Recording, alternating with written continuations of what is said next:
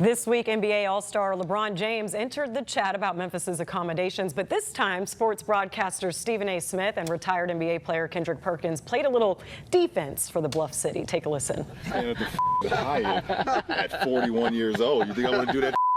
Being in Memphis on a random Thursday. I'm not like the first guy to even talk about it in the NBA. Like, we all like, you guys have to move. Just go over to Nashville. You got Vanderbilt over there. You got the NASCAR. You got a stadium. Don't they got a hockey team too?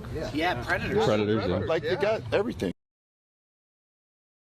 Where it does become a bit foul is the fact that it's coming out of LeBron James' mouth, because it's a large black population in that city.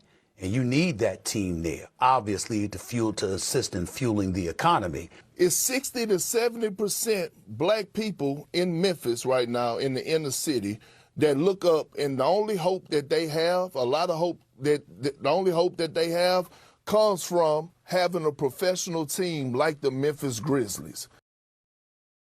Pastor Norman, I'll have you open this up.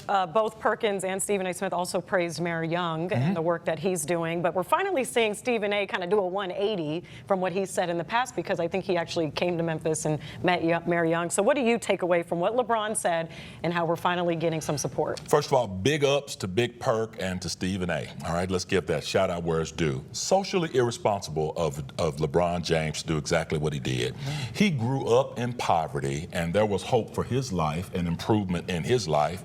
This was a young man who is now multimillionaire, on the verge of billionaire status.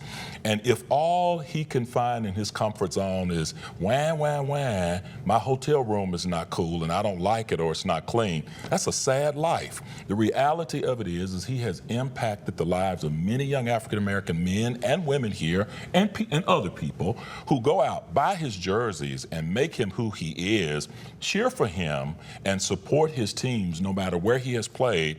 And then to disparage the city, I question whether he recognized if those men were laughing with him or laughing at him.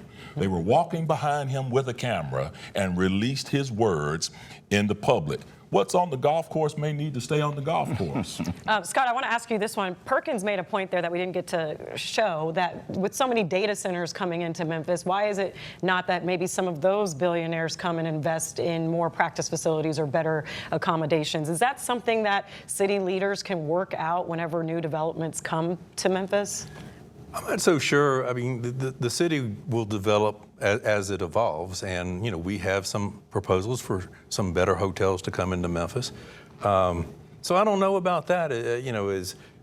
Maybe Elon Musk will build a 5-star hotel for us and that he can stay in. But I did notice. So you mentioned that LeBron was playing on a golf course. So I challenged LeBron, come out to Southwind about 10 days before our PGA golf tournament and play Southwind, and if you can, I'll give him if you can break 80, I'll buy your hotel room.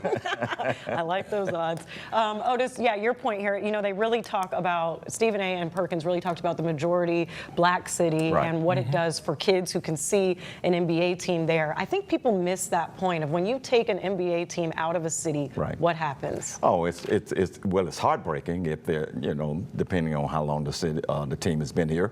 The Grizzlies have been here 25 years. It was a big deal when they came here, even though some people didn't want them here, but the majority of people did. They have been great for the city. And the NBA itself has a strategy that's been going on for decades, that they want teams in cities that have no other professional, a major league team. That's why you have teams in OKC and Sacramento and Portland and Salt Lake City and San Antonio and Orlando and Memphis, because they don't have the competition from those other big cities.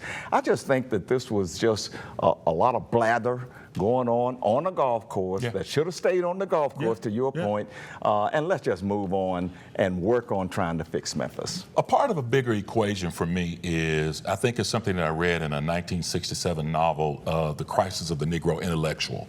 Where do you belong? I mean, the idea that all of a sudden money gives you access to be in spaces and places where you have conversations with people about things that may be being repeated or maybe being the conversation of the day, but do you really belong there? Do they really want you there? And if you didn't have the money that you had, are your words the same? Well, you know, Stevie Wonder had a song that says, you might have the cash, but you can't cash in your cash. That's right. All right, well, that was a good one to end on. I like that. Thank you, gentlemen, for being here. This was a great show. We could have really gone a whole hour on this one. And thank you for watching ABC24 This Week. We hope you'll join us next week for ABC24 This Week.